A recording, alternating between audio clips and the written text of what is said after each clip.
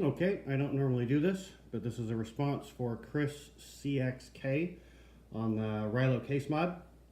As many of us know that have the Rylos now, they are extremely sensitive to wind noise.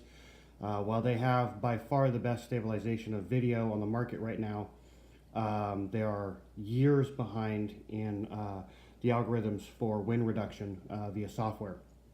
So I had done the same thing about 2 weeks ago that Chris has been talking about, drilling out. You can see this one didn't do too bad. The other side, unfortunately, fractured a little bit there. But what's nice is because the lenses are 208 degrees on each side, you have a ton of overlap, and it's extremely rare that we see this one in the footage. In fact, what we normally do is just mount it so that the front is out this side, so we don't do much with this. I would definitely recommend doing what Chris did and go with the smaller diameter than bigger and bigger and bigger. I might even try doing this again on another one and remove this because it is screwed on and see if that works. Just like Chris, I had the same problem when, just like with a naked Rylo, this gave you the noise but then gave you a ton of wind noise. What I found worked really well, these did not work well.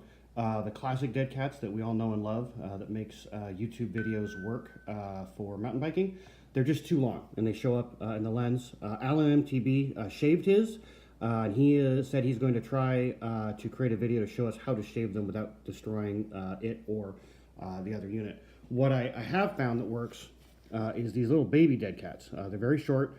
I cut them in half, then I take the classic 3M 468 MP adhesive circles, cut them in half, and then overlap them kind of like this, right over the mic hole on the two sides without going up the side of the lens. That keeps the air from coming in the side. What we found was when we only did half a crescent, we had air coming in over here. So we took them off, applied a second half on each side there. You can see that we've done that here with both. That makes a world of difference. And then that works well both in the adventure case as well as in this case. What we did find was we sent some of our videos from our first rounds in the adventure case before we drilled them to Rylo, and they said, gosh, that it is never supposed to make that sound in the case. They sent me new cases. The new cases, I can't visually see a difference with them, but I'll tell you what, world of difference.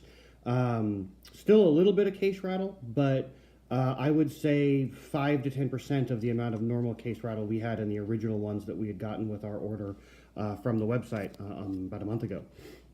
I have not drilled the new ones because obviously I want to make sure things are working before I do that or send them back.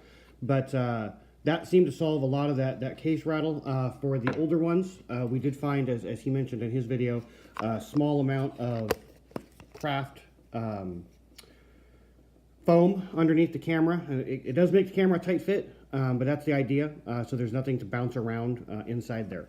Anyway, so Chris, hopefully that'll help reduce you're still getting a little bit of wind noise there. We did some sessioning on a downhill section yesterday. I'm going to upload those videos later today. We did the first run in the adventure case. We did the second run in the everyday case.